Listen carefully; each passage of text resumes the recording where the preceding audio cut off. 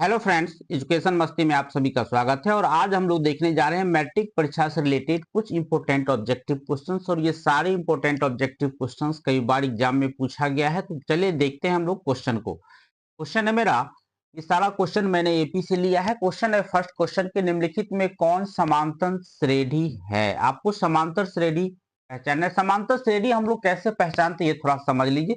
जैसे यहाँ देख रहे हैं आप, आपको क्या करना है, इसमें से आपको इसको घटा के देखना है और इसमें से आपको इसको घटा के देखना है। तब देखना है कि इक्वल आ रहा है कि नहीं आ रहा है। अगर इक्वल आ रहा है तो एपी में है, नहीं तो एपी में नहीं है। इसमें भी इसी तरह आप चेक कीजिएगा। तो 8 4 में से 2 को माइनस कीजिएगा तो 2 हुआ, और 8 में से 4 को माइनस कीजिएगा तो 4 हो जाएगा, जो इक्वल नहीं होगा। इस तरह से अगर आप चेक करते चलिएगा तो आपको फाइनली पता चलेगा कि इसमें ऑप्शन डी में जो है ये सही जवाब है। यानी इस क्वेश्चन का जो है कि अगर इसमें से अगर आप इसको घटाते हैं तो -4 हुआ, फिर इसमें से अगर आप इसको घटाते हैं तो -4 हुआ। यानी ऑप्शन डी जो है इसका बिल्कुल सही जवाब है। ठीक है, चलिए अगला क्वेश्चन देखते हैं। क्वेश्चन नंबर 2, ये क्वेश्चन बहुत ही इंपॉर्टेंट है। कह रहा है पी के किस मान के लिए, देख रहे हैं आप, पी के किस मान के लिए पद यहाँ दिया हुआ है 2p + 1 13 और 5p - 3 समांतर श्रेणी में है। ये क्वेश्चन भी देख सकते हैं, 2024 में पूछा भी गया है। तो ये जो मेरे पास तीन टर्म दिया, क्या क्या दिया यहाँ पे कि 2p + 1, 2p + 1, दूसरा है 13 और तीसरा है 5p - 3।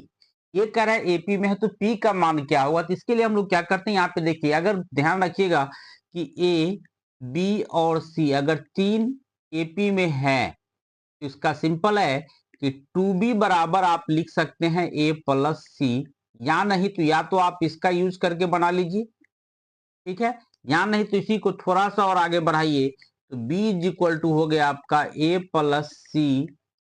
तो हम लोग इसी दोनों में से कोई एक यूज कर लेते हैं। हम लोग अभी 2b = a + c/2 यूज करते हैं। तो यहाँ पे अगर हम देखें, ये मेरा काम किया a की तरह, ये काम किया मेरा b की तरह, और ये काम किया मेरा c की तरह। ठीक है, तो यहाँ पे 2b, यहाँ पर मेरा हो जाएगा 2 × 13 = फिर हमको इसको जोड़ देना है, यानी 2p + 1 + 5p - 3। ये हो गया मेरा 26 = 2p और 5p, ये हो गया मेरा 7p, ये हो गया मेरा 7p, 1 - 3 ये हो गया मेरा -2। अब हम लोग एक तरफ कर लेते हैं, ये हो गया मेरा 26 -2 इधर आया +2 = हुआ मेरा 7p। इसीलिए p = हमको क्या मिला, 26 और 2 28, 28/7 यानी 7 चौक 28 4, जो आपको ऑप्शन बी में यहाँ बी ऑप्शन में आपको यहाँ आंसर में दिया हुआ है। ठीक है, चलिए देखते हैं हम लोग फिर नेक्स्ट क्वेश्चन को। नेक्स्ट क्वेश्चन है मेरा, ये रहा मेरा नेक्स्ट क्वेश्चन में कह रहा है कि यहाँ देख सकते हैं कि क्वेश्चन है एपी 4 10 16 22 28 का सारवंतर है। सारवंतर के लिए क्या करना है, इसको आपको क्या करना है, हर एक अगले में से पिछले को घटा देना है। यानी 10 में से 4 घटेगा तो 6, किसी में भी आप चेक कर सकते हैं, ऐसे ही आप चेक कर सकते हैं। सब में से अगला में से पिछला को घटा देना है, तो आपको फाइनली आंसर आ जाएगा ऑप्शन बी, यानी 6 आंसर आ जाएगा। ठीक है, क्वेश्चन नंबर 2 में देखिए, 2 में कह रहा है कि एपी के प्रथम पद 2 है। क्वेश्चन नंबर 2 की बात करें तो एपी का प्रथम पद, जिसको आप ए से लिखते हैं, ए बराबर दिया हुआ है 2 और डी बराबर दिया हुआ है सारवांतर 3 दिया हुआ है। तो कह रहा है एपी के 3 पद होंगे। एपी के 3 पद क्या होगा, पहला होता है मेरा ए, दूसरा होता है a + d और तीसरा होता है मेरा a + 2d। 3 पद ही निकालना है। अब यहाँ पे देखिए, पहला हुआ 2, फिर 2 + 3, फिर 2 + 2 × 3। आंसर हमको क्या मिला, आंसर हमको मिला फाइनली 2, ये 5 और ये 3 दूना 6 और 2 8, 2 5 8, जो आपको ऑप्शन बी में यहाँ दिया गया है। ठीक है, फिर हम लोग देख लेते हैं नेक्स्ट क्वेश्चन को। क्वेश्चन नंबर 3, कौन समांतर श्रेणी में है। समांतर श्रेणी के लिए मैंने आपको अभी तुरंत बताया कि आपको सभी में देख लेना है, डी यूज निकाल कर देख लेना है, क्या डी इक्वल आ रहा है कि नहीं आ रहा है। यानी अगला में से पिछला को घटा घटा के देखना है। तो यहाँ देखिए, 4 में से 2 घटेगा तो 2 हुआ, और 8 में से 4 घटा तो 4 हुआ। ये आपका एपी में नहीं हुआ। ठीक है, यहाँ पे देखिए, 5 में से 3 घटा तो 2 हुआ, और 4 में से 5 घटाइएगा तो इसमें देखिए यहाँ 5 में से 3 घटाइएगा तो 2 हुआ, फिर यहाँ पे 4 में से 5 घटाइएगा तो माइनस, ये भी इक्वल नहीं हुआ, ये भी हट गया। यहाँ देखिए अब ये भी नहीं हो पाएगा। फाइनली आंसर आपका ये हो गया कि इसमें से अगर आप इसको घटाते हैं तो 4 आएगा, फिर इसमें से इसको घटाते हैं तो 4 आएगा, यानी ऑप्शन बी जो है इसका ये बिल्कुल ही सही जवाब है। ठीक है, चलिए देखते हैं हम लोग क्वेश्चन 4 को। क्वेश्चन 4 है मेरा कि p+1, 2p+1 और 4p-1 एपी में है तो p का मान क्या होगा। क्वेश्चन नंबर 4 की बात करें, 4 में हमको दिया हुआ है p+1, दूसरा है 2p+1 और तीसरा है 4p-1। अभी तुरंत मैंने आपको बताया कि ये मेरा काम करेगा ए की तरह, ये काम करेगा मेरा बी की तरह और ये काम करेगा मेरा सी की तरह। अब यहाँ पे हम लोग क्या हो जाएगा मेरा, जो हमने आपको फॉर्मूला अभी तुरंत दिया है कि 2b =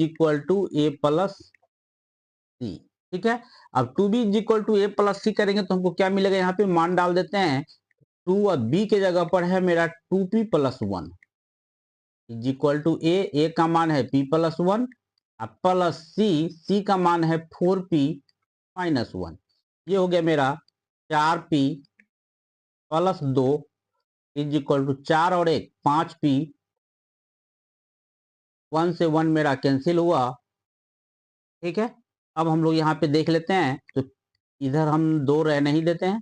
2 = 5p-4p, ये हो गया मेरा p, यानी p = फाइनली आंसर मिला हमको 2, जो आपको ऑप्शन बी में यहाँ दे दिया गया है। ठीक है, अगला क्वेश्चन नंबर 5 देखिएगा। समांतर श्रेणी 10, -10, -6, -2 और 2 का सारवांतर है। सारवांतर निकालने के लिए क्या करते हैं, अगला में से पिछला को आप माइनस कर दीजिए, यानी -6 में से आपको -10 को घटाना है तो घटा का चिन्ह यहाँ दे दीजिए।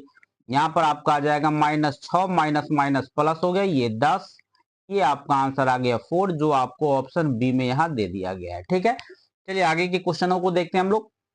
ये सारे क्वेश्चन बहुत इंपॉर्टेंट है। इससे पहले मैं आपको बता दूं कि चैनल पे नए हैं तो जरूर सब्सक्राइब कर लीजिएगा, लाइक कर दीजिएगा और दोस्तों में शेयर करते रहिएगा। चलिए देखते हैं अगले क्वेश्चन को। क्वेश्चन नंबर 6 में कहा जा रहा है कि x+2, 3x और 4x+1 समांतर श्रेणी में है तो x का मान होगा। सेम टाइप का क्वेश्चन है जो अभी मैंने डिस्कस भी किया है आपको। चलिए देखते हैं यहाँ पे क्या क्या दिया हुआ है, देख ही लेते हैं, सॉल्व कर लेते हैं हम लोग।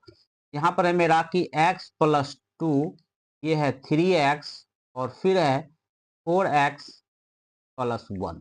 यहाँ पे मेरा b की तरह काम करेगा 3x, यहाँ पे हो गया मेरा 2b, तो 2 × 3x = a+c, यानी x+2 प्लस 4x+1। यहाँ मेरा बना 6x = 5x, देखिए यहाँ 4x और 1x 5x, प्लस 2 और 1 3, x वाले को एक तरफ कर लीजिए, ये हो गया मेरा 6x - 5x = 3, यानी x = हमको फाइनली आंसर आ गया 3, जो आपको ऑप्शन सी में यहाँ दे दिया गया है। ठीक है, क्वेश्चन नंबर 7 की बात करें, समांतर श्रेणी जो आपको यहाँ दिया हुआ है, अभी तुरंत मैंने आपको इसका सारवांतर कैसे निकालेगा आपको हमने बताया है, जरूर आप हमें कमेंट कीजिएगा इस क्वेश्चन का।